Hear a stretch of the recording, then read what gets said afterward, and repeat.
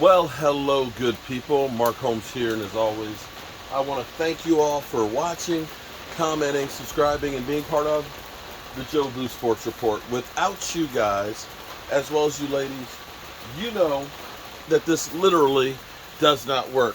Um, in case you hadn't noticed, this is the remnants of the tropical storm that has been coming through. Um, Shout out to everybody in Florida that's dealing with this.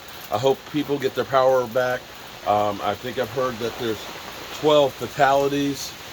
Hopefully, there won't be any more than that.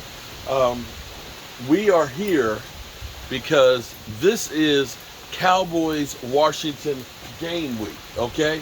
And we got to have some hogs. And I figured we're going to be doing a 3-foot sub, okay? 3-foot sub. Now, here's the thing. It's pulled pork. I ain't buying nobody else's pulled pork. I'm doing my own pulled pork. Now here's the thing. That's the problem. Is it takes anywhere from 15 to about 20 hours to get that pork just right. And I could have started tomorrow, like in late in the evening and all that, but no guarantee that it'll be ready by 1 o'clock kickoff. So I'm doing it tonight, which is good because then tomorrow night I can get some sleep. And hang on here. I need to turn the wood.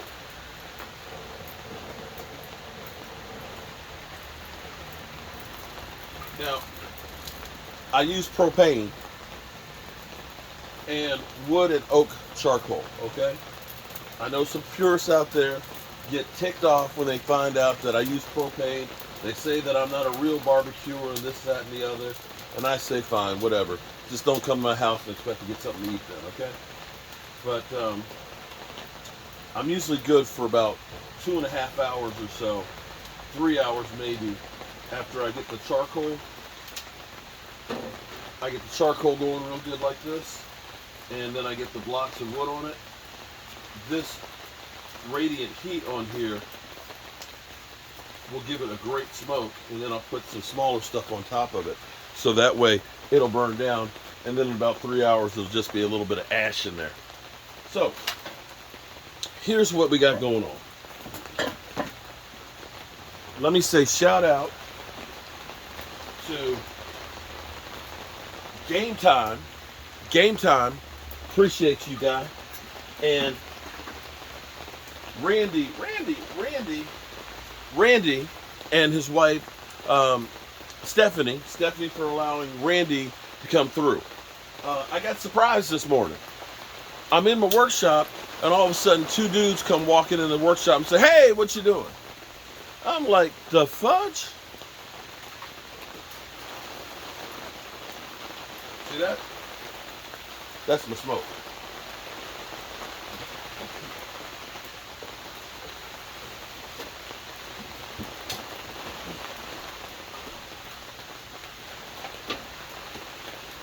It's about 55 degrees out here right now, and as you can see, it's raining like can be. But at least I'm not wet down at the fire pit. At least I'm hoping that most of the storm will come through and get out of the way before Sunday, so that way we can be outside. If not, we'll be on the inside.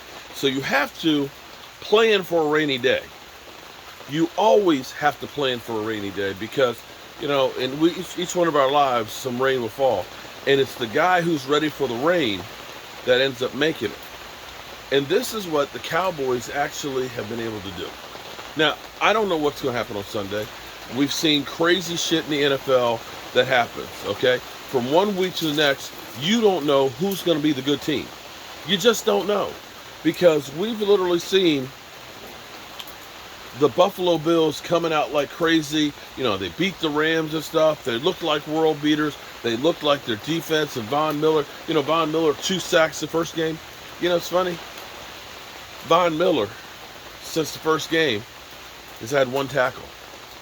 We went ape shit. We said, "Oh my God, we should have signed Von Miller. The Cowboys don't care about winning. Jerry Jones, you said he wanted to come here. He was going to give us a discount." Okay. Dorrance Armstrong has more sacks.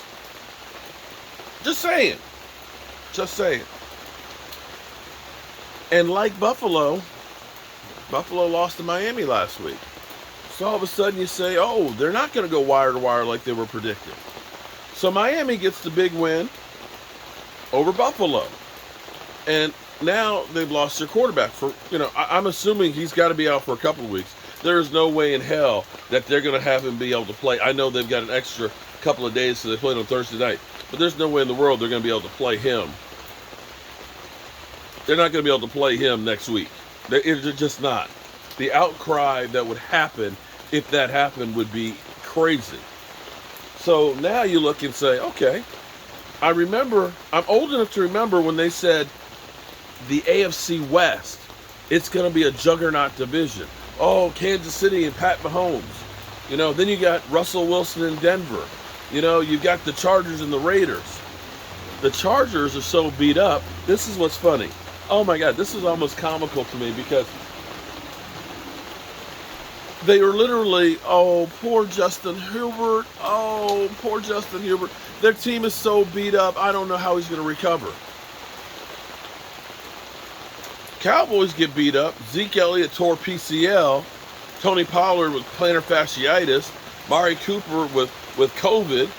Tony Pollard, a calf strain. You lose Tyron Smith. And they're basically like, oh, well, the quarterback, he's got to make up for it. Do y'all see the difference here? Y'all don't do it. You don't see the difference, do you? See, y'all raining on my parade. It is really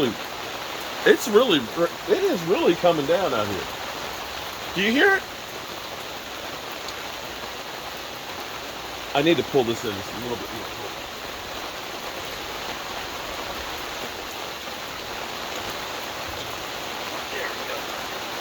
The water was literally pouring on the top of it. Okay. They judge things differently when it's the Cowboys. When it's the Cowboys and they have a bunch of injuries, it's like Dak sucks. Oh, Dak Prescott sucks, man.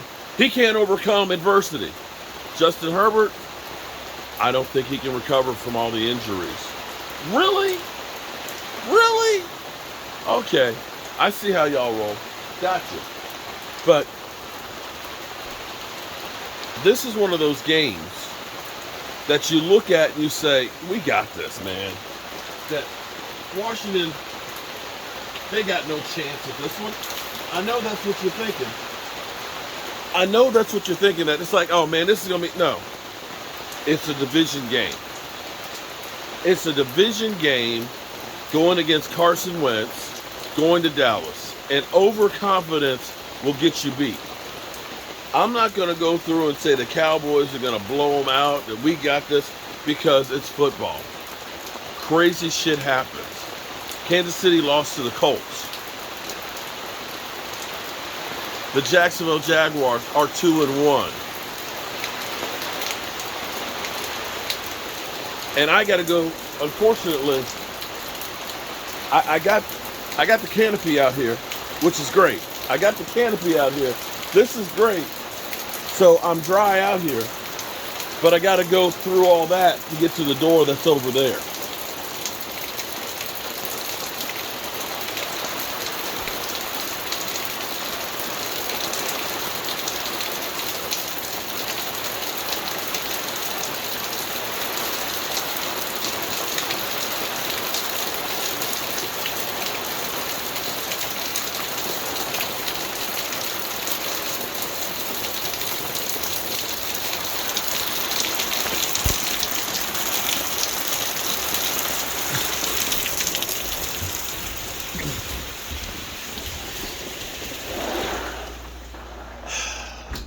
Damn.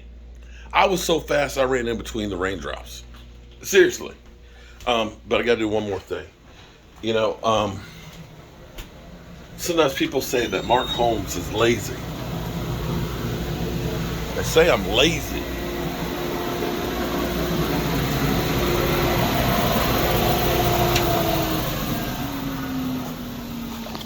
Yeah.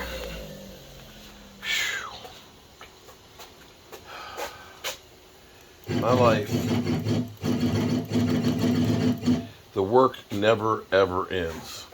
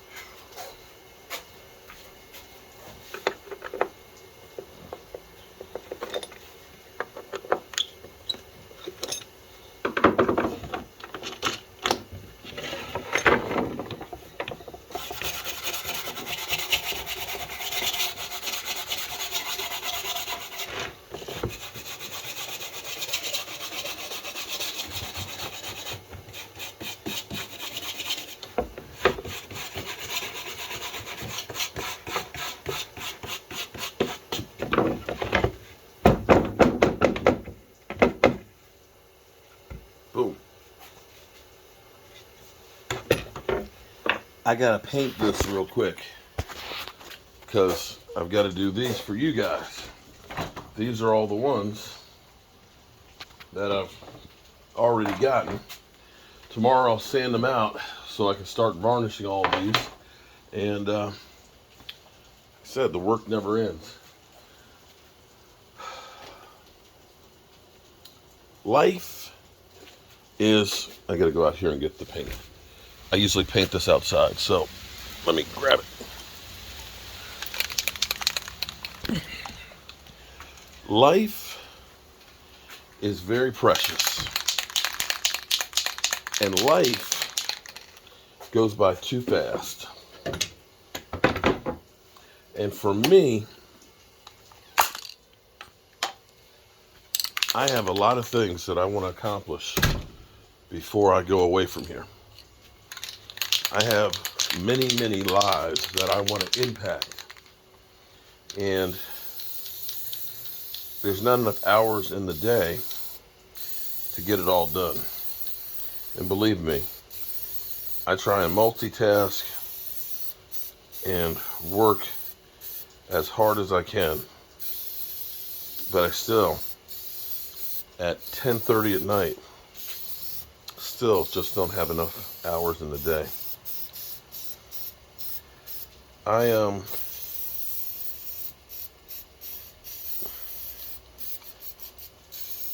listening to the news and hearing about all the different people that have passed, from Coolio to Galvin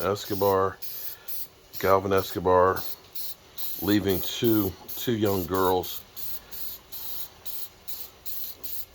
losing friends to cancer and things. You start to think about your own mortality, and you realize how precious your time is. And I'm going to tell you guys, don't waste your time. Don't waste your time with stupid bullshit. Because sometimes in life, some of the things we fight over just aren't worth it. That's time that you could be spending doing something you love with somebody you love. So I am going to, take a couple of, let me turn the machine off. Take a couple hour nap. And then I'm going to go back out here and put some more wood on the smoker and get that thing going through the night. And hopefully, God willing, tomorrow morning, I'll still be here. And I'll be talking to you guys. Make sure you tell the people you love how much you love them, because you might not get the chance again. Because life is precious, and I love you guys. Peace out.